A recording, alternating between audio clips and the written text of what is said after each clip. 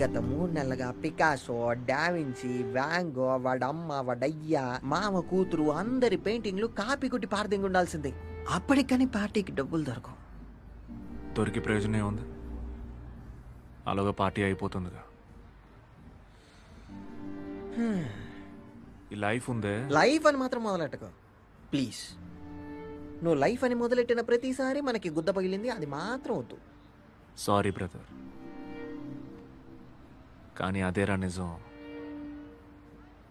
ఈ మర్యాద ఉందే, అది మిడిల్ క్లాస్ వాళ్ళకి అందుబాటులో ఉండదు. దాని గురించి ఆలోచించడమే పెద్ద నేరం రా. పడి ట్యాక్సులు కడతాం, చిట్లు కట్టి సేవింగ్స్ చేస్తాం, రోజు చిల్లర ఖర్చులకి క్రెడిట్ కార్డులు గీస్తాం, బ్యాంకులో లోన్లు తీసుకుంటాం, మళ్ళీ ఆ అప్పు తీర్చడానికి బయట ఇంకెవరి దగ్గరైనా అప్పు తీసుకుంటాం. ఇక్కడ చాలామంది జీవితాలు లోన్లు కట్టడానికే గడిచిపోతున్నారా. సమాజంలో జాబ్ దొరకాలంటే ఎడ్యుకేషన్ లోన్, ఒకవేళ జాబ్ దొరికిందనుకో ఆ జాబ్కి వెళ్ళడానికి మోటార్ సైకిల్ లోన్, ఒకవేళ ప్రమోషన్ దొరికిందనుకో కార్ లోన్, ఆ తర్వాత పైకి లేవనివ్వకుండా ఒంగో పెట్టి గుద్దే లోన్, పెళ్లికి లోన్, ఆ అమ్మాయికి తాళి కడతావో లేదో లోన్ మాత్రం కడుతూనే ఉండాలి. ఆ తర్వాత హోమ్ లోకి వెళ్ళా బాహుబలి హోమ్ లోన్ లో ఇల్లు తీసుకొని ఆ కుక్క మాత్రం ప్లాట్ఫామ్ లో పడుకుంటాడు. ఆ తర్వాత పిల్లలు పుడతారు, వాళ్ళకి ఎడ్యుకేషన్ లోను, ఈ లోను, ఆ లోన్ అని తీసుకొని హార్ట్ అటాక్ వచ్చింది, జీవితం సంకనాకిపోతాయి. సరిగ్గా ఆ సమయంలో ఇన్సూరెన్స్ ఏదో వస్తాడు.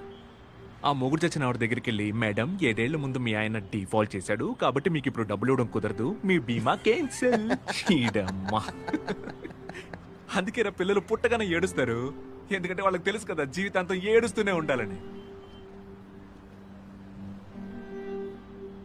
కష్టపడే వాళ్ళదేరా మెజారిటీ. మన గురించి ఆలోచించేవాడు ఎవ్వడూ లేడు. రే మంది మిడిల్ క్లాస్ కాదు, మిడిల్ ఫింగర్ క్లాస్. అంటే మిడిల్ ఫింగర్ క్లాస్.